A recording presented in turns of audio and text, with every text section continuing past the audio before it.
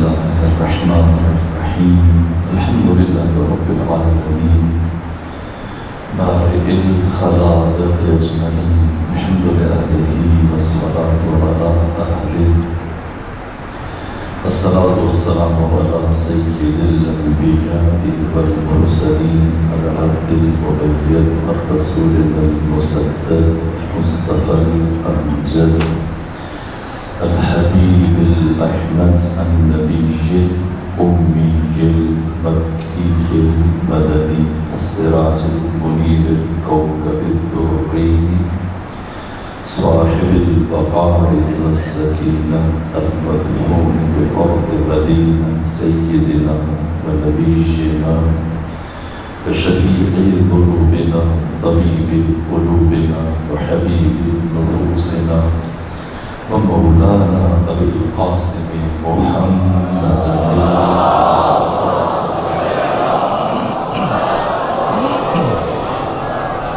وأهل بيته الأطيبين الأطهرين الأنجلين المعصومين المظلومين ورحمة الله على أحبابهم وأصحابهم وشيرتهم ومحبيهم ومواليهم أجمعين ورحمة الله على أعدائهم ومنكري فضائلهم وغاسلي حقوقهم من جرم عداوتهم إلى الآن ومن الآن إلى قيام يوم الدين وبعد يوم الدين أما بعد فقد قال حسين بن علي عليه آلاف التحية والثناء إني لم أخرج أشرا ولا باطلا ولا مفسدا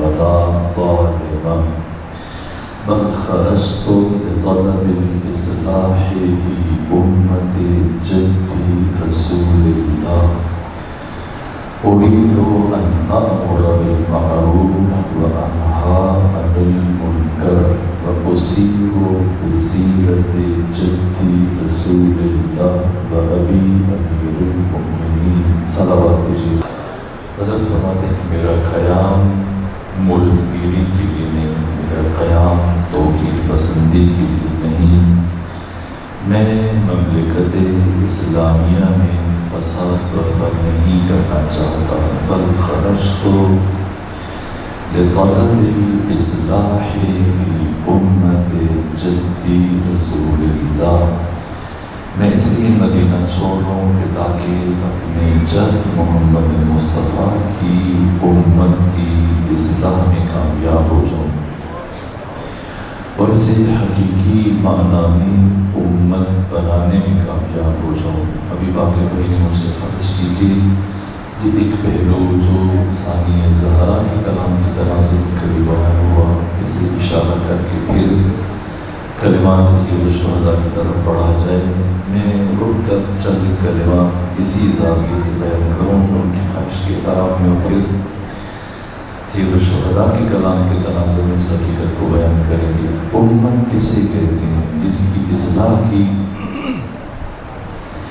بات کر رہے ہیں سید الشہداء کی میرے قیام کا فلسفہ، میرے قیام کا مقصد، میرے قیام کی حکمت اپنے نانا محمد مصطفیٰ کی امت کی اصلاح ہے۔ میں امت سازی کے لیے جا رہا ہوں، اسے حقیقی معنوں میں امت مصطفیٰ بنانے کے لیے جا رہا ہوں۔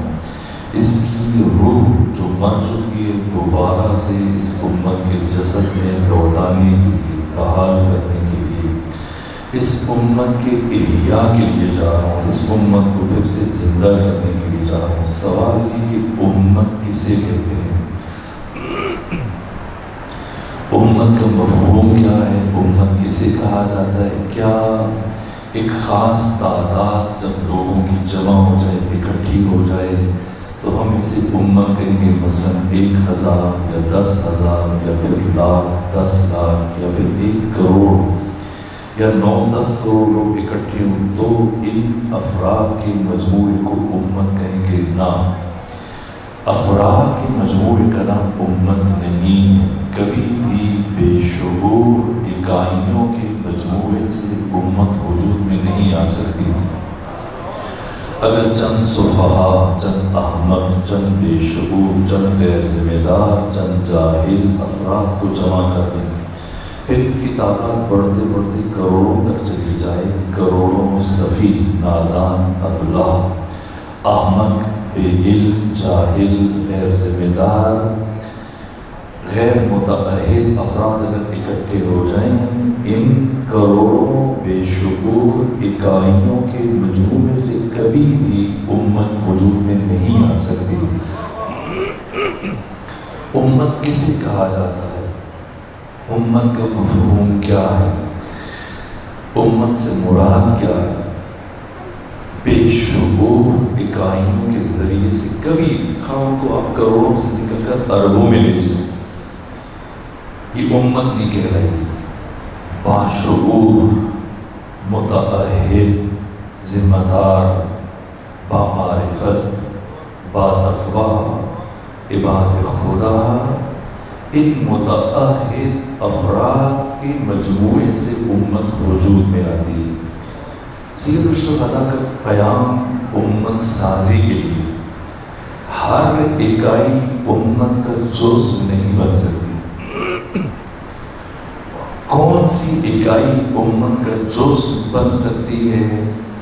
उम्मत साजी का निसाब जो मेरे अजीज़ भाई ने मुझसे ख्वाहिश की, वो सानिया ज़हरा के कलाम के तनाज़ुर में, वो बीबी जिससे इल्म अली का ज़ुहूर हुआ, अक़ीले बनी हाशिम, सानिया ज़हरा, इस्मत सुगरा, बदलतुल हुर्रिया, करबला की शेर दिल खातून, जिनका लहजा भी अली जैसा था, जिनका इल्म भी अली जैसा था।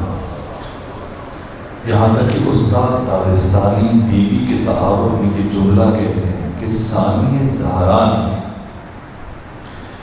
जो कलिमात कूफा में उबैदुल्लाह इब्न ज़ियाद के सामने जो खुतबा इरशाद फरमाया, फिर दूसरी मरतबा जो खुतबा यजीद इब्न मुआविया के सामने शाम में इरशाद फरमाया, ये दो खुतबे जो अली की बेटी ने इरशाद फरमाए, अगर अल्लाह की मशीयत ये होती कि नबी ज़ाती सानिया ज़हरा के बजाय खुद आपके जद, आपके नाना रसूलुल्लाह को इन दो दरबारों में आकर खुतबा देना पड़ जाता,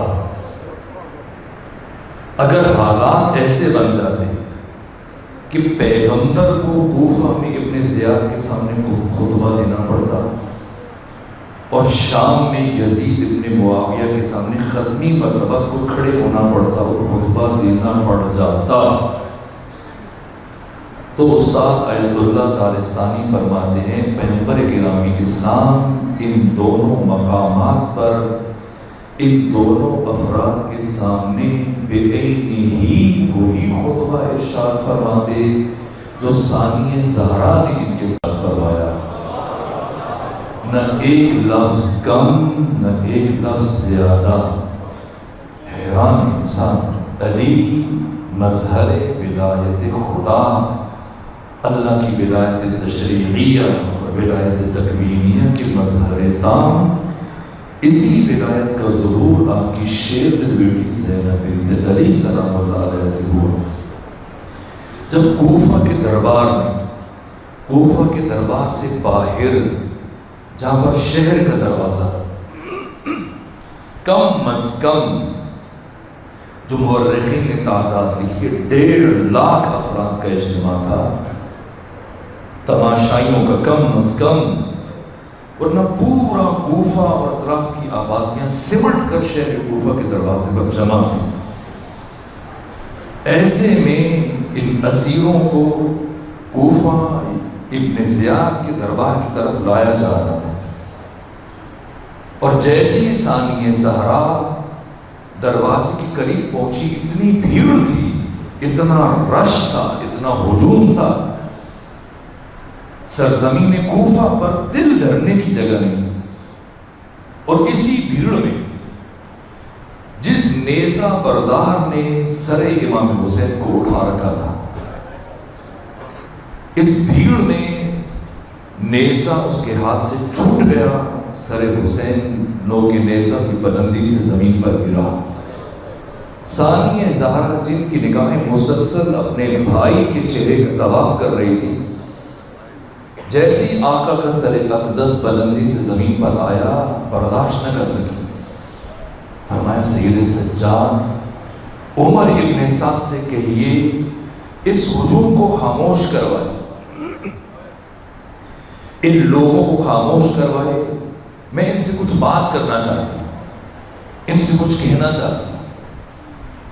جیسے امام سجاد نے اپنی پھوپھی زینب کی یہ بات عمر ابن سعد تک پہنچائی تو ہنسنے لگے کہ سید سجاد علی زین العابدین آپ کی پھوپھی عجیب باتیں کرتی ہیں، یہ اتنا بڑا اجتماع، یہ لوگوں کا ٹھنڈے مارتا ہوا سمندر کہ سارا کوفہ سمٹ کر اس مقام پر جمع ہے، میری کیا مجال اگر یہاں پر خود عبید اللہ ابن زیاد پہنچ جائے، آج وہ بھی انہیں خاموش نہیں کروا سکتا۔ جب اس نے یہ جملے کہے اور لہجوں میں تمسخر تھا، اور ثانیہ زہرا کے کانوں سے یہ کلمات ٹکرائے، فرمایا اے عمر ابن سعد اگر تو انہیں خاموش نہیں کروا سکتا تو آج علی کی بیٹی انہیں خاموش کروائے گی۔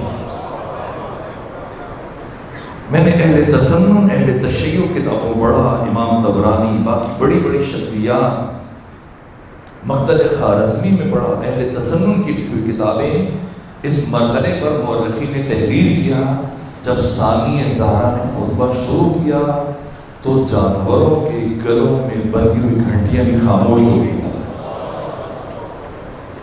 یہ عجیب کیفیت، ثانیہ زہرا علم علی کی مظہر۔ یہ کلمات ثانیہ زہرا کے البطلۃ الحریہ میں اہل سنت ایک محقق خاتون مصر کی، انہوں نے کتاب لکھی ثانیہ زہرا، اس کتاب کا نام ہے البطلۃ الحریہ، کربلا کی شیر دل خاتون۔ وہاں پر انہوں نے عجیب انداز سے، شاید کسی شیعہ رائٹر نے ثانیہ زہرا پر یوں قلم نہیں اٹھایا جس طرح سے انہوں نے جو پہلو بیان کیے، حیات ہے، زندہ ہے، وہ بوڑھی خاتون ہے، معمر ہے، مصر میں ضخیم کتاب لکھی ثانیہ زہرا کی شخصیت پر، عجیب پہلو بیان کی۔ بات کہاں سے شروع کی؟ بس ایک جملہ کہوں اور پھر بڑھوں آگے۔ اود، یہ جو لکڑی ہے، کا اس لکڑی کو اگر باقی لکڑیوں کے درمیان آپ رکھ دیں تو آپ ڈھونڈ نہیں سکتے، تلاش نہیں کر سکتے۔ شیشم، دیار، کیکر، ان لکڑیوں کے بیچ میں اگر یہ لکڑی ہو تو عام سی لکڑی ہے، پتہ نہیں چلے گا۔ لیکن جیسے ہی آپ اس لکڑی کو اٹھائیں گے اور آگ کی بھٹی میں رکھ دیں گے اور یہ جلنے لگے گی تو اس سے ایک ایسی خوشبو اٹھے گی جو میلوں دور تک پھیل جائے گی۔ کہ اسی طرح سے تاریخ انسانی میں ایک کردار جس کا نام زینب بنت علی، اگر یہ بیوی مدینے میں رہ جاتی اور اپنے بھائی کے ساتھ مکہ اور پھر کربلا اور پھر شام نہ جاتی، قیامت تک انسانوں کو پتہ نہ چل سکتا یہ بیوی کس عزت و عظمت کی مالک ہے۔ لیکن یہی بیوی جب کربلا اور شام کے حوادث اور مصائب اور مشکلات کی بھٹی میں جلی تو آپ کے وجود سے جو خوشبو اٹھی کائنات عالم تک ہمیشہ کے لیے پھیل گئی۔ ثانیہ زہرا وہ شخصیت کے جنہوں نے خود پہلے امت بنا کے دکھایا، پھر امت سازی کا نصاب بیان کیا۔ بی بی کے القابات میں سے ایک لقب شریکت الحسین، شریکت الحسین یعنی اس بی بی نے ساری امت اپنے ہاتھوں سے تیار کر کے اپنے بھائی حسین کے حوالے کی۔ یہ کردار بہت عجیب ہے، اس کی کوشش کروں گا میں آخری مجلس میں کچھ 12 محرم کو اس کی کچھ پہلو بیان کروں۔ ایک ثانیہ زہرا نے خود امت بنا کے دکھائی، وہ بیویاں اور بچے، کہ ثانیہ زہرا کی تعلیم اور تربیت نے انہیں ناقابل تسخیر بنا دیا۔ بشر سے ماورا ہے یہ بات. دیکھیں اگر کچھ دیر انسان بھوک برداشت کرے، پیاس برداشت کرے، ہجوم برداشت کرے، وہ حواس باختہ ہو جاتا ہے.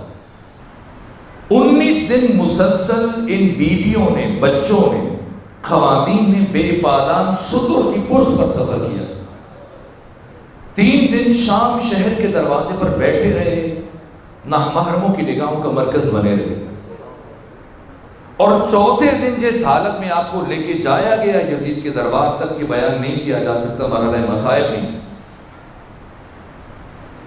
لیکن جیسے ہی بیویاں اور بچے یزید کے دربار میں داخل ہوئے، یہاں یزید نے اپنے کارندوں کے ذریعے کئی دن خرچ کیے، یہاں تک کہ 3 دن بیویوں کو صرف اس لیے انتظار کروایا کہ دربار پوری طرح سج جائے. چن چن کر کرسیاں رکھوائی گئی خواص کو کہ اس کرسی پر فلاں نے بیٹھنا ہے، فلاں سفیر یہاں بیٹھے گا، فلاں گورنر یہاں بیٹھے گا. اپنی زندگی کی سب سے بڑی کامیابی کا جشن منانے کے لیے، اپنی فتح کا جشن منانے کے لیے یزید مسلسل کئی دن سے تیاریاں کرتا رہا، یہاں تک کہ 3 دن اس قافلے کو انتظار کروایا تاکہ تیاریاں مکمل ہو جائیں. اس کی سوچ یہ تھی کہ جیسے ہی یہ بھوکی پیاسی بیویاں، بچے جن کے ہاتھ، جن کے گلے رسیوں میں بندھے ہوئے، زنجیروں میں جکڑے ہوئے، یہ مسلسل اتنے دنوں سے، اتنی راتوں سے جاگے ہوئے، زخمی پریشان حال، جن کے پاؤں میں بیڑیاں، گلے میں توق ہے، خون بہہ رہا ہے،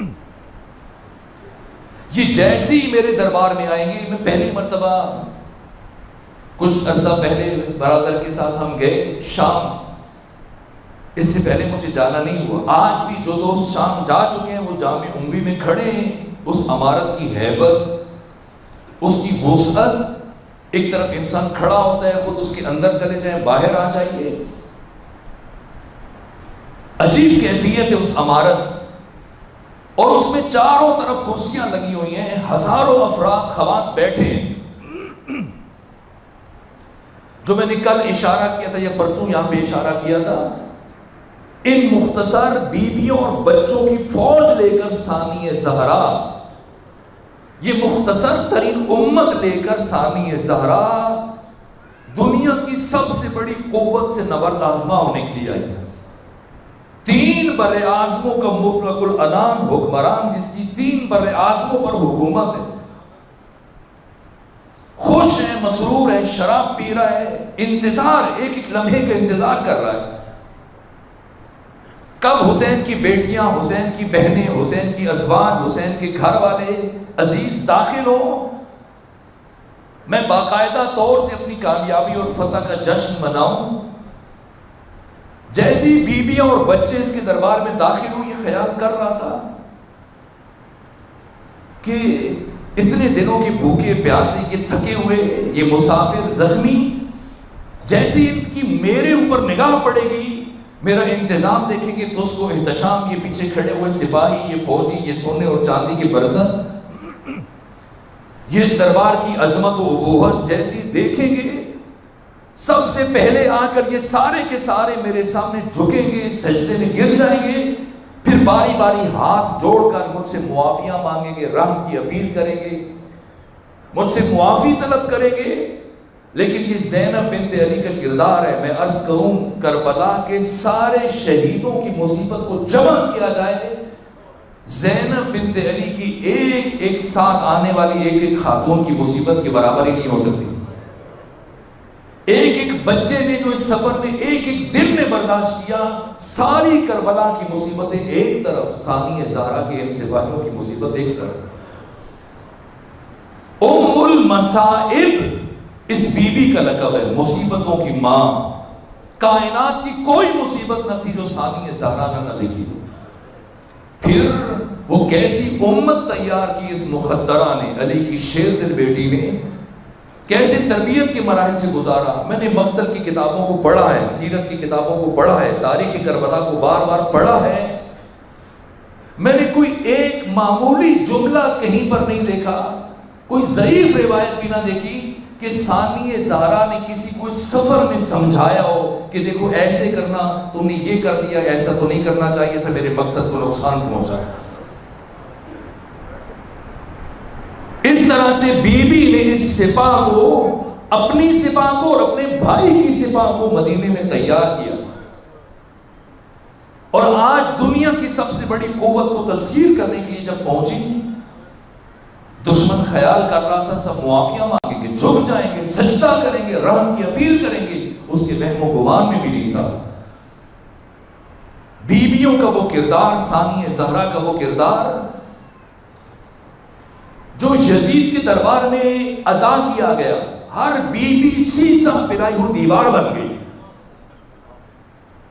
اور پھر ثانی زہرا کس طرح سے اس بی بی کی حفاظت کا فریضہ انجام دیا گیا۔ کوئی ہنگامی کیفیت نہیں ہے، کوئی ہجوم والی کیفیت نہیں ہے، جیسے آج کوئی سیاسی لیڈر کتنا ہی مقبول کیوں نہ ہو، چار شیشے ٹوٹ جائیں، کوئی چھوٹی سی کہیں سے آواز آ جائے، بھگدڑ مچ جاتی ہے، کوئی ادھر دوڑ رہا ہے، کوئی ادھر دوڑ رہا ہے۔ تاریخ انسانی کے سارے ظلم اپنے اوج پر پہنچ کر پہلی مرتبہ ظاہر ہوئے، اور اس بی بی کے پائے ثبات میں لغزش تو بجائے خود آپ کے ساتھ وہ چھوٹے چھوٹے 2 سال 3 سال کے بچے اور بچیاں، غیر معمولی کردار، ان کرداروں کو تراشنے والی بی بی، یہ تمہیدی جملہ تھا، ایسی شخصیتوں کو پروان چڑھانے والی بی بی نے امت سازی کا منشور بیان کیا۔ اس لیے میرے بھائی نے مجھ سے خواہش کی، میں ان کی خواہش کے احترام میں بس آج کی حد تک یہ چند جملے عرض کروں، پھر اسی موضوع کو سید الشہداء کے کلمات کے تناظر میں آگے بڑھائیں۔ ثانی زہرا نے جو امت سازی کا منشور بیان کیا، میں نے عرض کیا بے شعور اکائیوں کے مجموعے سے امت وجود میں نہیں آتی۔ کیسی اکائی امت کا حصہ بن سکتی ہے اور ان کے مجموعے سے امت وجود میں آ سکتی ہے، وہ نصاب، یہ جوان جو سنے سنائی باتوں کو یا کسی نے بھیجی اسے ثواب سمجھ کے آگے فارورڈ کر دیتے ہیں۔ مولا علی نے یہ فرمایا، امام حسین نے یہ فرمایا، 99% کلمات معصومین کے نہیں ہوتے اور ہم گنہگار ہوتے ہیں انہیں فارورڈ کر کے، ہم سمجھتے شاید ثواب کا کام ہے، مجھے کسی نے بھیجا، وہ پڑھے گی بھی نہیں لیکن اگلے کو پہنچ جانا چاہیے۔ یہ جملہ لوہے دل پہ لکھیں، اس عشرے کا ماحصل ہے، ان گفتگوؤں کا نچوڑ ہے۔ جوان اپنی زندگی کا یہ منشور اپنے سینے پہ لے کے جائیں، لوہے دل پہ لکھیں۔ کیا فرمایا ثانی زہرا نے؟ اب جب خلوتوں میں بیٹھیں گے، تنہائیوں میں بیٹھیں گے، غور کیجئے گا، پھر اس کلام کی وسعت کو محسوس کیجئے گا۔ ثانی زہرا نے فرمایا کہ یہ جہان رابطوں کا جہان ہے، اور انسانی رابطے 4 طرح سے ہیں۔ پہلا رابطہ انسان کا اپنے اللہ کے ساتھ، دوسرا رابطہ عالم طبیعت کے ساتھ، نیچر کے ساتھ، تیسرا رابطہ خود اپنے ساتھ، اور چوتھا رابطہ باقی تمام انسانوں کے ساتھ۔ یہ تقسیم بیان کی اور اس کے بعد قاعدہ، کلیہ، دستور اور منشور بیان کیا بی بی۔ فرمایا انسان کامل اسے کہتے ہیں، ایک بیلنسڈ پرسنالٹی، ایک متوازن شخصیت، ایک انسان، پورے معنی میں انسان۔ انسان کامل صرف اسے کہا جائے گا جس کا ان چاروں کے ساتھ رابطہ حد اعتدال پر ہو اور حد کمال پر ہو۔ اگر ایسی اکائی وجود میں آ گئی تو ان اکائیوں کے ملتے رہنے سے ایک امت وجود میں آ جائے گی۔ یہی امت امام حسین کو مطلوب تھی، یہی امت امام زمانہ کو مطلوب ہے۔ امام زمانہ کی غیبت کا فلسفہ کیا ہے؟ کیوں غائب ہے امام؟ 11 امام امت کے درمیان موجود تھے،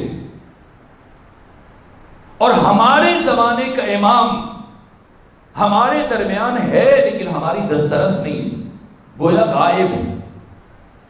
کیوں غائب ہے؟ کیا یہ ظلم ہے ہمارے ساتھ کہ پچھلی امتوں کے امت کے امام تو ان کے بیچ میں رہے، ان کے درمیان ہر دکھ سکھ میں، ہر مصیبت میں، ہر مشکل میں، ہمارا امام ہمارے درمیان ہوتے ہوئے ہماری دسترس نہیں ہے، گویا وہ ہمارے لیے موجود نہیں۔ امام زمانہ کی غیبت کا فلسفہ کیا ہے؟ امام ہمیشہ امت کے لیے آتا ہے۔ یہ 14 کے 14 اللہ کے ولی ہیں، ان 14 کے انوار قرب خدا میں ازل سے موجود تھے۔ پھر پروردگار نے ان ولاۃ الامر کے انوار کو زمین میں تدریجاً اتارا، کبھی ایک کو، کبھی دوسرے کو، کبھی تیسرے کو، کبھی ایک وقت میں 2، کبھی ایک وقت میں 3، کبھی ایک وقت میں 4۔ جب خدا کے پاس ہیں تو ولی ہیں، جب یہاں آئے تو ہادی بن کے آئے، کوئی نبی کی صورت میں، کوئی امام کی صورت میں۔ امام علم منطق کی اصطلاح میں جو مفاہیم بیان ہوتے ہیں، ایک مفہوم ہے متضایفین۔ متضایفین وہ مفہوم کہلاتا ہے کہ جس میں الف کا سمجھنا موقوف ہے بے پر، بے کا موقوف ہے سمجھنا موقوف ہے الف پر۔ جیسے اگر میں کہوں بلندی، تو بلندی ممکن ہی نہیں ہے جب تک کہ پستی کا تصور نہ ہو۔ ان میں سے ایک کا سمجھنا دوسرے پر موقوف ہے۔ امام اور امامت اسی طرح کا مفہوم ہے۔ امام ہمیشہ امت کے لیے آتا ہے، امت نہ ہو تو امام کو نہیں بھیجا جاتا۔ امام زمانہ کی غیبت کی حکمت، یہ میں اجمالی جملہ عرض کر رہا ہوں، کیوں غائب ہے؟ امام ہمیشہ امت کے لیے آتا ہے۔ پہلے 11 امام میدانوں میں کھڑے ہو کے امت کو آوازیں دیتے رہے، امام موجود تھے، صدائے استغاثہ بلند کرتے رہے، امت غیر حاضر تھی۔ علی فریاد کرتے رہے، میرا دشمن باطل پر ہونے کے باوجود بلاتا ہے، اس کے ساتھ ہزاروں اکٹھے ہو جاتے ہیں، میں حق پر ہوں، میں تمہیں بلاتا ہوں، تم اپنے گھروں سے باہر نہیں نکلتے۔ ایسی امام حسن، ایسی امام حسین، امت نے ساتھ دیا ہوتا تو امام زندانوں میں کیوں زندگیاں گزار کے چلے جاتے؟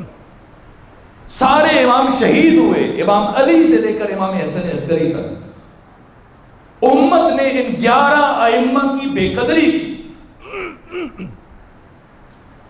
یہ 11 بلاتے رہے، آؤ ساتھ دو، ہم تمہارے لیے آئے ہیں، تمہیں کمال تک پہنچانے کے لیے۔ امت نے ساتھ نہیں دیا۔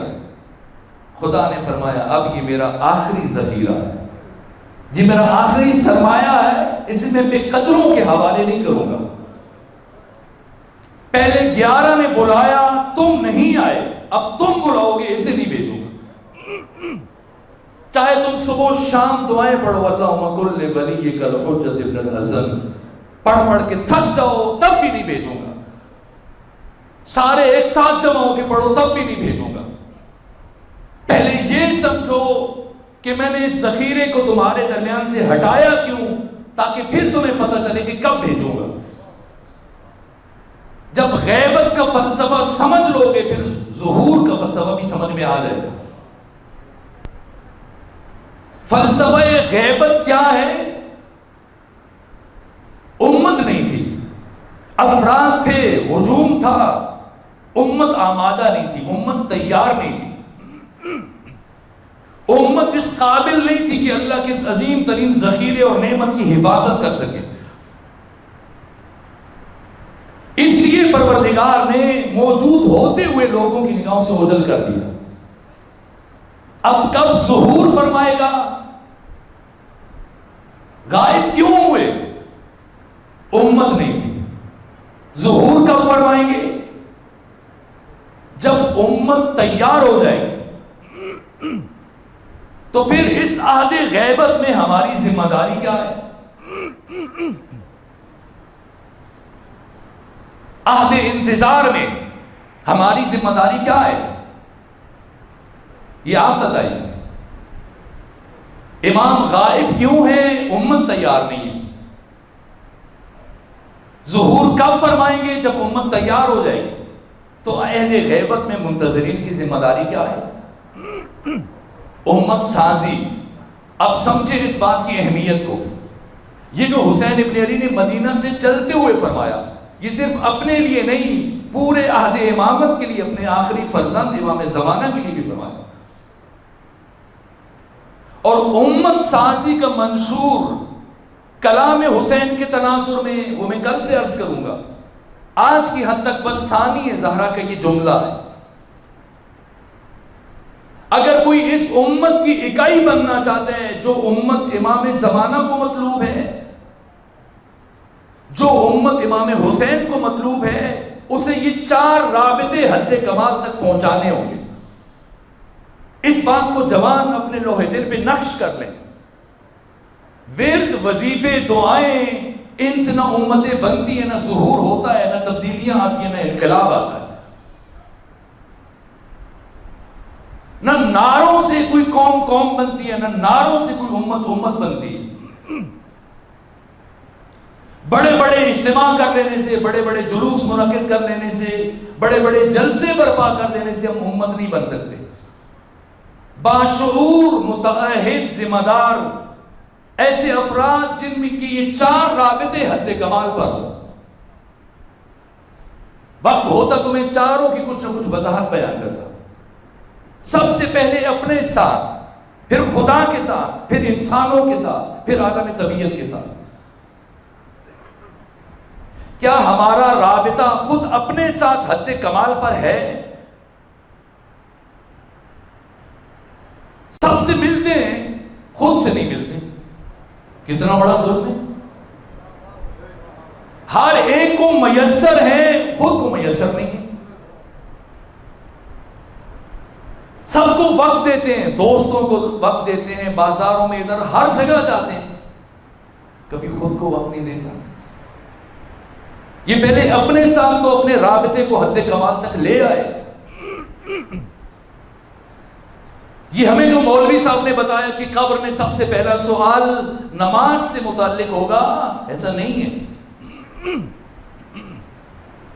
میں نے جب احادیث کا مطالعہ کیا، نماز کی نوبت تب آئے گی جب اعمال کا دفتر کھولے گا. قبر میں سب سے پہلا سوال انسان کے عقیدے کے بعد اس کی عمر سے متعلق ہوگا، اس کی زندگی سے متعلق ہوگا. یہ باتیں میں بچوں سے اور جوانوں سے کر رہا ہوں. ایک ایک لمحے کا حساب لیا جائے گا قبر میں. پروردگار فرمائے گا، انسان میں نے تمہیں سب سے قیمتی ترین متاع، سب سے بڑا سرمایہ، یہ سرمایہ عمر دیا تھا، اسے کہاں گزارا؟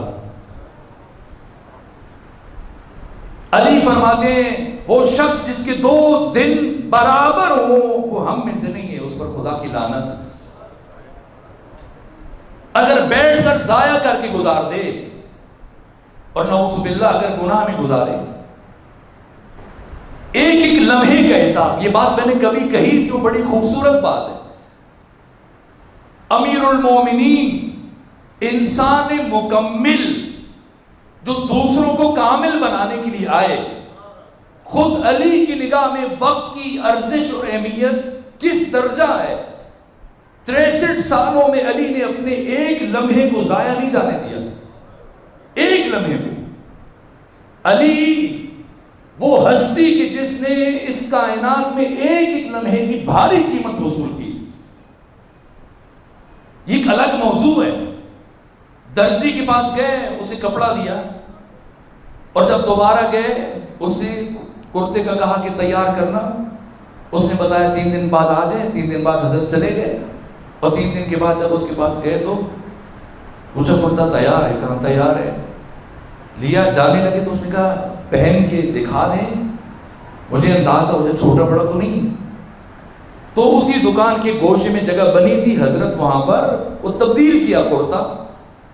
آئے، درزی کے پاس تو جو آستینیں تھیں ایسے لٹک رہی تھیں، باقی ٹھیک تھا، لمبائی چوڑائی گہرائی سب ٹھیک تھا، آستینیں لٹک رہی تھی، انگلیوں سے باہر تھی۔ درزی کے پاؤں کے نیچے زمین نکل گئی کہ امیر المومنین باقی شہر کو چھوڑ کر میرے پاس آئے اور میں نے خراب کر دیا کرتا، شرمندہ ہوا۔ حضرت میں سے شرمندہ نہیں ہونے دیا، فرمایا قینچی دے دو۔ قینچی لی اور وہ جو آگے لٹکی ہوئی جگہ تھی، زیادہ تھی، اضافی تھی، اسے کاٹ دیا۔ جو شرمندہ ہو رہا تھا اس کا شکریہ ادا کیا کہ تمہارا شکریہ کہ میں تم سے قمیض سلوانے کے لیے آیا اور تم نے میرے 2 کام کر دیے، مجھے رومال بھی چاہیے تھا، قمیض بھی چاہیے تھی، تم نے رومال کا بھی انتظام کر دیا، قمیض بھی تیار کر دی۔ شکریہ ادا کر کے وہ اضافی کپڑا جیب میں ڈالنا چاہنے لگے۔ درزی نے کہا امیر المومنین اگر چند لمحے مجھے دیں اور یہ قمیض پھر سے مجھے واپس کریں، پہلے جب میں نے آپ کو دی تھی تو میں نے سامنے سے اس کی سلائی کی تھی، یہ بڑی خوبصورت لگ رہی تھی، اچھی لگ رہی تھی، اگر پھر سے مجھے دے دیں تو میں ذرا ایسے تیار کر کے پہلے کی طرح تاکہ آپ پہن کے جائیں اور دیکھنے میں اچھی لگے۔ امیر المومنین نے فرمایا درزی علی کے پاس اتنی فرصت کہاں کہ علی اپنی زندگی کو، اس وقت کو ایک کرتے کی تزئین اور آرائش میں گزار دے۔ اگر علی کے پاس فرصت نہیں ہے، جو انسان مکمل ہے، خود کامل خلق ہوئے، ہمیں کامل بنانے کے لیے آئے، تو ہمارے پاس اتنی فرصت کہاں سے کہ ہم سوشل میڈیا پہ بیٹھے رہیں، واٹس ایپ پہ بیٹھے رہیں، مختلف سوشل میڈیا پہ اپنی زندگی کو تھوک کے حساب سے تباہ کرتے رہیں۔ دیکھا نا آپ نے کیا ہوا؟ یہ ملتان ہے، قریب بہاولپور میں کیا ہوا ہے؟ جوانوں کو پتہ ہوگا کیا؟ ایک تعلیمی ادارے میں ابھی انہی 2-3 دنوں میں کیا ہوا ہے؟ ان دنوں میں ابھی کل پرسوں کی بات ہے، یعنی اخلاق باختگی اس ملک میں کس حد تک ہے کہ صرف ایک تعلیمی ادارے میں ہزاروں افراد مرد و خواتین بے راہروی کا شکار ہے، پورا سسٹم اس میں انوالو ہے۔ ایسے وقت میں اسی لیے یہ جو کہا جاتا ہے پل صراط، میں آج معذرت کے ساتھ یہ بات بچوں اور جوانوں کے لیے کر رہا ہوں، پل صراط کے بارے میں جو احادیث میں کہا گیا ادق من الشعر واحد من السیف، بال سے زیادہ باریک، تلوار سے زیادہ تیز۔ خمینی متشکر فرماتے ہیں کاش بال جتنا باریک ہوتا تو بندہ گزر بھی سکتا، کاش تلوار جتنا تیز ہوتا تو کچھ امکان ہوتا، یہ تو اس سے بھی تیز تر ہے۔ اور پھر فرماتے ہیں جوانوں، یہ پل صراط جو بال سے زیادہ باریک اور تلوار سے زیادہ تیز ہے، کہ یہی دنیا مومن کے لیے پل صراط ہے، کہ اگر ایک مومن صبح سے لے کے شام تک، ایک جوان 24 گھنٹوں کے اندر صرف ایک دن کے لیے اپنے اعضاء کو، جوارے کو، ہاتھوں کو، آنکھوں کو، زبان کو، دل کو، دماغ کو، شعور کو، لاشعور کو، سوچ کو، فکر کو، اپنے مخیلہ کو، وجدان کو، صرف ایک دن 24 گھنٹے ان گناہوں سے خود کو بچا کے رکھنے کی کوشش کرے، شام تک اس کی کمر توڑی ہو جاتی ہے۔ علی سے مدد مانگتے ہیں، اس موقع پر علی سے مدد مانگنی چاہیے۔ علی بشریت کا وہ مشکل کشا ہے جو ان مشکل مواقع پہ انسان کی انگلی پکڑ کے اس کو نجات تک لے کے جاتا ہے۔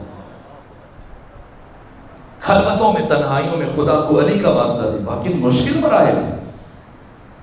سب سے قیمتی ترین متاع ہمارے پاس ہماری زندگی ہے۔ ہم سمجھتے ہیں شاید اچانک سے جناب اسرائیل آئیں گے، روح نکل جائے گی، یہ ہماری غلط فہمی ہے۔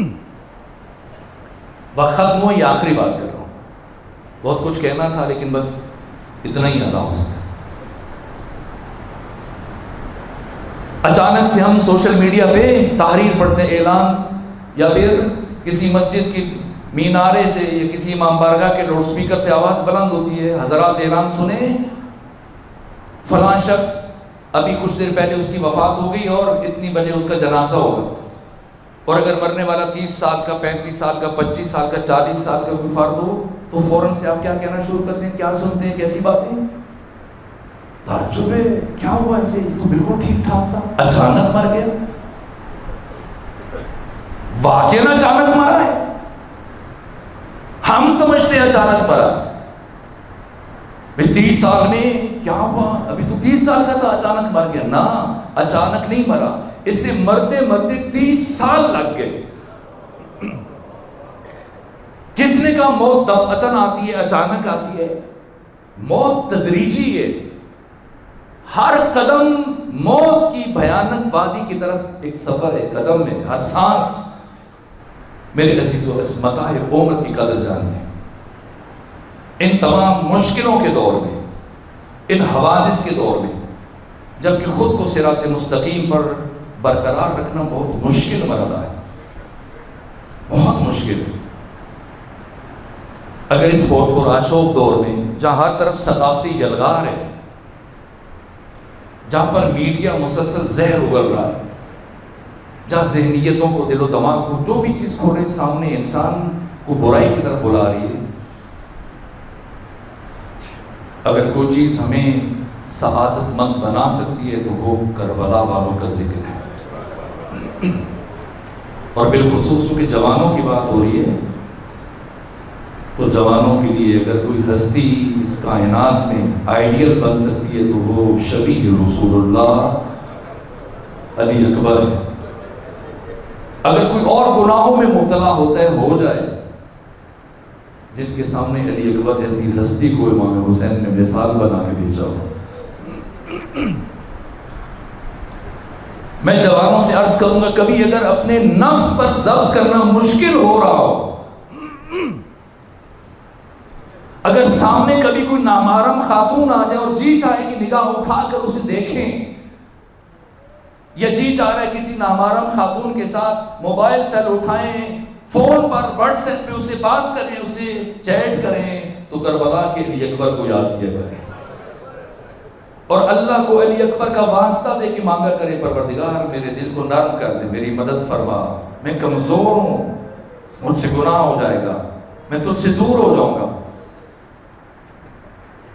آئے میرے عزیزو، آج اس شہید کا ذکر کرتے ہیں، کربلا کا وہ شہید جسے حسین ابن علی آدھی رات کو اٹھ کر ہاتھ میں چراغ لے کر اس کے سرانے کھڑے ہو کے اس کا چہرہ دیکھا کرتے تھے.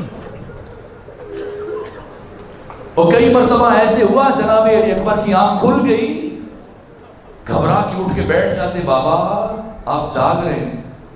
امام حسین فرماتے، علی اکبر کیا کروں، تمہاری محبت مجھے سونے نہیں دیتی. کربلا کا وہ شہید جس کی وداع باقی سارے شہیدوں سے بہت سخت ہے. یہ حمید ابن مسلم نے روایت کی. کربلا کے 2 شہید ایسے ہیں جن کا وداع بڑا مشکل ہے. ایک خود امام حسین کا وداع جو بیان کریں گے، دوسرا وداع شبیہ رسول اللہ جناب علی اکبر ہے. حمید ابن مسلم کہتے ہیں، میں دور خیام سے کچھ فاصلے پہ کھڑا یہ منظر دیکھ رہا تھا کہ خیام حسینی کا پردہ کبھی اٹھتا ہے، کبھی گر جاتا ہے، پھر کبھی اٹھتا ہے، پھر گر جاتا ہے. مجھے سمجھ نہیں آ رہی تھی کیا ہو رہا ہے. میں یہ دیکھنے کے لیے اور سمجھنے کے لیے کہ پردہ کیوں اٹھتا ہے پھر گرتا ہے، میں چلتا ہوا قریب جا پہنچا. جب قریب پہنچا تو میں یہ منظر دیکھا کہ جیسے ہی علی اکبر بیویوں سے سلام کر کے باہر آنے لگتے ہیں، پھر کوئی بیوی علی اکبر کا دامن پکڑ لیتی ہے. اے شبیہ رسول اللہ، تھوڑی دیر اور رک جائیے. خیمے سے باہر آئے، میں نے خود دیکھا. حمید ابن مسلم کہتے ہیں چھوٹے چھوٹے بچے آپ کے قدموں کے ساتھ لپٹے ہوئے تھے. کچھ بچے ہاتھوں کے بوسے لے رہے تھے جن کے لب ہاتھوں تک نہیں پہنچتے تھے، علی اکبر کے پاؤں کے بوسے لے رہے تھے. بیویوں سے رخصت ہوئے، بچوں سے رخصت ہوئے، پھر اپنے بابا حسین ابن علی سے رخصت ہوئے. اور جب روانہ کرنے لگے امام حسین علی اکبر کو، وہ جملے کہے جو دوسرے کسی شہید سے نہیں کہے. روانہ کیا اور یہ جملہ کہا، یا بنیا مہلا مہلا، بیٹا علی اکبر ذرا آہستہ آہستہ جانا. اور علی اکبر مڑ مڑ کر میری طرف دیکھتے ہوئے جانا. اور دوسرا جملہ جو روز عاشور صرف علی اکبر کے لیے کہا، ادھر علی اکبر چلے، ادھر حسین نے اپنی داڑھی کو بائیں ہاتھ سے پکڑا اور دایاں ہاتھ آسمان کی طرف اٹھایا۔ کوئی انسان حسین کو اس قابل نظر نہ آیا، حسین نے اللہ کو گواہ بنایا اور کہا اللہم اشہد علی ہؤلاء القوم، پروردگار گواہ رہنا، قد برز الیہم غلام اشبہ الناس برسول اللہ، اب میں میدان جنگ میں اس جوان کو روانہ کر رہا ہوں جو ساری کائنات میں تیرے رسول کی سب سے بڑی شبیہ ہے۔ پروردگار تو جانتا ہے ہمیں جب بھی تیرے نبی کی زیارت کا شوق ہوتا تھا ہم علی اکبر کے چہرے کی زیارت کیا کرتے تھے۔ علی اکبر کو روانہ کیا، تاکید کی، بیٹا آہستہ آہستہ چلنا اور جاتے ہوئے مڑ مڑ کر میری طرف دیکھتے ہوئے جانا۔ علی اکبر کو روانہ کیا، چند قدم علی اکبر کی سواری نے طے کیے، جناب علی اکبر نے ایک آواز سنی، مڑ کر دیکھا، عجیب قیامت کا منظر تھا۔ کیا دیکھا؟ جیسی علی اکبر کی سواری نے چند قدم اٹھائے، حسین اونھے منہ کربلا کی زمین پر گرے۔ علی اکبر نے بابا کی حالت دیکھی، جلدی سے گھوڑے سے اترے، تیزی سے آگے بڑھے، بابا کو اٹھایا، عرض کیا بابا جان آپ تو مجھے رخصت کر چکے تھے، پھر یہ حال کیوں ہے؟ بعض پڑھنے والے پڑھ دیتے ہیں کاش تیرا کوئی جوان بیٹا ہوتا، نہ، جوان بیٹا ہونا اور ہے، علی اکبر جیسا بیٹا ہونا اور ہے۔ جیسے علی اکبر نے کہا بابا آپ تو مجھے رخصت کر چکے تھے، پھر یہ کیفیت کیوں ہے؟ جواب دیا اے علی اکبر کاش آپ کا آپ کے جیسا بیٹا ہوتا۔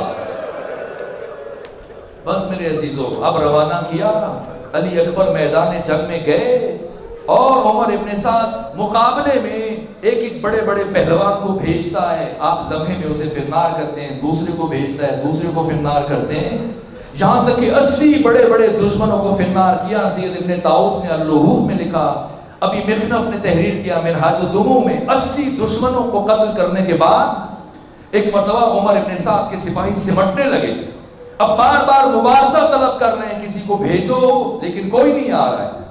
اپنے دادا علی کی شجاعت کی یاد تازہ کر دی اور جب کوئی مبارزے کے لیے نہ آیا، کچھ سوچ کر دوبارہ خیمے کی طرف چل پڑے۔ بابا انتظار کر رہے تھے، در خیمہ پر کھڑے ہوئے، آئے، بابا کے پاس پہنچے اور ملنے کے بعد ایک جملہ کہا، بابا جان اے کاش اگر پانی کے 2 گھونٹ مل جائے۔ آپ تصور کریں گے اس جملے سے قلب حسین پر کیا اثر ہوا ہوگا۔ وقت ختم ہو چکا لیکن میں ایک اشارہ دے دوں، جب امام سجاد کی ولادت ہوئی تو امام حسین نے آپ کو ایک سفید پارچے میں لپیٹ کر گھر کے اس گوشے میں رکھا جو عبادت کے لیے مخصوص تھا۔ گھر کے سارے افراد جمع تھے، امام حسین نے فرمایا میں اس بچے کو اللہ کے راستے میں نذر کرتا ہوں۔ مولا متقیان موجود تھے، آگے بڑھے، کہ میں اس بچے کی تربیت کروں گا، میں اس بچے کی پرورش کروں گا۔ برابر 4 سال سید سجاد کو مولا علی نے اپنے ساتھ رکھا، اپنے ساتھ سلاتے تھے، اپنے ساتھ کھلاتے تھے، پلاتے تھے، ساتھ رکھتے تھے۔ بے ہی جب جناب علی اکبر کی ولادت ہوئی، امام حسین نے دوبارہ یہی کام کیا، سفید پارچے میں لپیٹ کر اسی طرح سے گوشہ عبادت میں جو تہجد کے لیے مخصوص تھا، اب بھی خاندان کے افراد جمع تھے، رکھا کہ میں اس بچے کو اللہ کے راستے میں نازل کرتا ہوں۔ اب کی دفعہ زینب بنت علی آگے بڑھی، کہا بھیا حسین میں اس بچے کی پرورش کروں گی۔ پھر 18 سال ثانیہ زہرا نے علی اکبر کی پرورش کی، اور ان 18 سالوں میں اکثر امام حسین علی اکبر کو بلا کے پوچھا کرتے تھے بیٹا علی اکبر کچھ چاہیے، کوئی ضرورت ہے؟ علی اکبر کہتے کچھ نہیں چاہیے، اور امام حسین فرماتے بیٹا علی اکبر میری خواہش ہے کبھی تم مجھ سے کچھ مانگو میں تمہیں کچھ دوں۔ اور علی اکبر کہتے کہ بابا میری پھوپھی زینب میری ہر ضرورت میرے مانگنے سے پہلے پوری کر دیتی ہے، میں آپ سے کیا مانگوں؟ میرے عزیزو 18 سالوں میں حسین کی حسرت تھی علی اکبر کبھی مجھ سے کچھ مانگے میں اپنے بیٹے کو عطا کروں۔ علی اکبر نے کبھی نہیں مانگا، آج زندگی میں پہلی مرتبہ علی اکبر اپنے بابا سے 2 گھونٹ پانی مانگ رہے ہیں۔ قلب حسین کی کیفیت کیا ہوگی؟ فرمایا علی اکبر اپنی زبان میرے دہن میں رکھو، شاید تمہیں کچھ تسلی ہو جائے، افاقہ ہو جائے۔ علی اکبر نے اپنی زبان رکھی، گھبرا کر باہر نکال لی۔ بابا جان آپ کی زبان تو مجھ سے زیادہ خشک ہے۔ فرمایا بیٹا علی اکبر جاؤ، حوض کوثر پر آپ کے دادا علی آپ کا انتظار کر رہے ہیں، آپ کی دادی فاطمہ زہرا آپ کا انتظار کر رہی ہیں۔ اب جو علی اکبر میدان کی طرف پلٹے، آپ کے آنے سے پہلے عمر ابن سعد اعلان کر چکا تھا یہ علی کا پوتا ہے، علی کی شجاعت کا وارث ہے، اگر ایک ایک کر کے جاؤ گے ساری فوج ختم ہو جائے گی، یک پارچے سب مل کر علی اکبر پر حملہ کرنا۔ جیسے ہی جناب علی اکبر پہنچے، انہوں نے مل کر حملہ کرنا شروع کیا، لیکن اللہ نے شجاعت جناب علی اکبر جس طرف بڑھتے تھے کشتوں کے پشتے لگا رہے تھے، یہاں تک کہ ایک مرتبہ حسین بن نمیر نے آپ کو آواز دی، کہا علی اکبر آپ تو اتنی شجاعت سے جنگ کر رہے ہو، لیکن دشمنوں نے آپ کے خیموں کو آگ لگا دی۔ جیسے یہ سنا، ایک مرتبہ دیکھنے کے لیے مڑے کیا واقعہ آگ لگی ہے، جیسے ہی مڑے تو سنان ابن انس نے ایک نیزہ مارا، جو نیزہ آپ کے سینے کو چھینتا ہوا آخر تک چلا گیا، اور کیسے عرض کروں، لیکن مقتل کے جملے ہیں، نیزہ مارنے کے بعد وہ نیزے کو گھماتا رہا، اور دوسرا کام جو شقی نے کیا، اس نیزے کے دستے کو توڑ دیا۔ اب نیزے کی ہمی قلب علی اکبر میں پیوست ہو گئی، اور خود کو زین فرس پر سنبھال نہ سکے، لیکن اتنے خوددار تھے کہ خود کو گھوڑے سے گرنے نہیں دیا، بلکہ اپنی باہیں گھوڑے کے گلے میں ڈال دی، اور گھوڑا جب اس کی آنکھیں زخمی ہوئی سمجھ نہ سکا، دشمنوں کے مجمع میں چلا گیا۔ اور سید ابن طاؤس لکھتے ہیں علی اکبر کی سواری جس طرف سے گزر رہی تھی، جس کے ہاتھ میں جو ہتھیار تھا، فَقَتَّلُوهُ عِرْبًا عِرْبًا، اب علی اکبر کے جسم کے ٹکڑے کٹ کٹ کے کربلا کی زمین پر گر رہے تھے۔ اتنے خوددار علی اکبر، بابا کو مدد کے لیے نہیں بلایا، بس اتنا کہا بابا جان علی اکبر کا آخری سلام قبول کر لیجئے۔ وہ حسین ابن علی جو ہر شہید کی لاش پر تیر کی طرح سے پہنچتے تھے، اس حسین کو علی اکبر کی لاش تک پہنچنے میں بڑی دیر لگ گئی، اس لیے کہ جب علی اکبر نے آواز دی تو حسین کبھی ادھر گرتے ہوں کبھی ادھر گرتے ہیں، اور فرماتے ہیں بیٹا علی اکبر مجھے کچھ دکھائی نہیں دے رہا، علی اکبر مجھے آواز دو، میں تمہاری آواز کے سہارے تمہاری لاش تک پہنچ جاؤں۔ ایک مرتبہ علی اکبر کی سواری آگے بڑھی، آ کر امام حسین کے ابا کو اپنے دانتوں میں لیا۔ مجھے نہیں معلوم حسین کیسے پہنچے، لیکن اللہ نہ کرے کوئی باپ اپنے بیٹے کا وہ حال دیکھے جو حسین نے علی اکبر کا دیکھا۔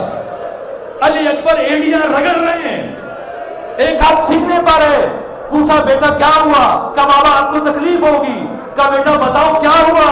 کہا بابا سنان ابن انس نے نیزہ مارا، نیزے کی ہمی میرے کلیجے میں رہ گئی، بابا مجھے بہت تکلیف ہو رہی ہے۔ ایک مرتبہ امام حسین نے اپنا ایک زانو خاکے کربلا پر رکھا، رخ نجف اشرف کی طرف کیا، امی کو ہاتھوں سے ایک مرتبہ نکالا، نیزے کی امی نہیں آئی، علی اکبر کا کلیجہ ساتھ آ گیا، اور صرف علی اکبر کی روح نے پرواز نہیں کیا، اب حسین کے جسم میں بھی جان ختم ہو گئی۔ حسین ابن علی نے کئی مرتبہ کوشش کی علی اکبر کو اٹھائیں، لیکن حسین سے علی اکبر کی لاش نہیں اٹھائی جا رہی۔ ثانیہ زہرا جو خیام کے دروازے سے یہ سارا منظر دیکھ رہی تھی، سمجھ گئی اب حسین سے علی اکبر کی لاش نہیں اٹھائی جائے گی۔ ایک مرتبہ بنو ہاشم کے بچوں کو روانہ کیا، جاؤ امام وقت کی نصرت کرو۔ اب بنو ہاشم کے چھوٹے چھوٹے بچے واہ علیہ واہ محمدہ واہ حسینہ آوازیں بلند کرتے ہوئے میدان کربلا میں پہنچے، سب نے مل کر علی اکبر کی لاش اٹھائی، حسین علی اکبر کی لاش کے پیچھے پیچھے، اب ماما گلے میں دونوں ہاتھوں سے ماتم کر رہے ہیں اور یہ نوحہ پڑھ رہے ہیں، یا بنیا علی الدنیا بعد کل عفا علی اکبر تیرے بعد اس زندگانی دنیا پر خاک ہو۔ بس آخری جملہ عرض کروں میرے عزیزو، یہ تو حسین کی حالت ہے، سنیں گے ماں کی کیا حالت ہے، ماں کی کیفیت کیا ہے۔ جب علی اکبر کی میت پہنچی خیام کے باہر، ثانی زہرا نے فرمایا ساری بیویوں آؤ، آخری مرتبہ شبیہ رسول اللہ کی زیارت کر لو۔ ساری بیویاں جمع ہوئی، ایک کوہرام برپا ہوا۔ کچھ وقت گزرنے کے بعد ثانی زہرا نے سر اٹھایا اور چاروں طرف دیکھا، اور دیکھنے کے بعد کہا فضا مجھے ام لیلہ نظر نہیں آ رہی، مجھے شہید کی ماں نظر نہیں آ رہی۔ اے فضا شاید ابھی تک لیلہ کو خبر نہیں ہوئی کہ اس کے بیٹے علی اکبر کی لاش آ چکی ہے، جاؤ جا کر ام لیلہ کو بتاؤ علی اکبر کی لاش آ چکی ہے۔ اور جب فضا پہنچی اس خیمے میں جہاں پر ام لیلہ کا قیام تھا تو کیا دیکھا، بی بی خیمے کے اندر دوڑ رہی ہے، کبھی ایک طرف گر جاتی ہیں کبھی دوسری طرف گر جاتی ہیں۔ فضا نے پوچھا بی بی کیا ہوا، کیوں دوڑ رہی ہیں، کیوں گر رہی ہیں؟ کہا فضا اچھا ہوا تم آ گئی، میں نے سنا ہے میرے علی اکبر کی لاش آئی ہے، مجھے کچھ دکھائی نہیں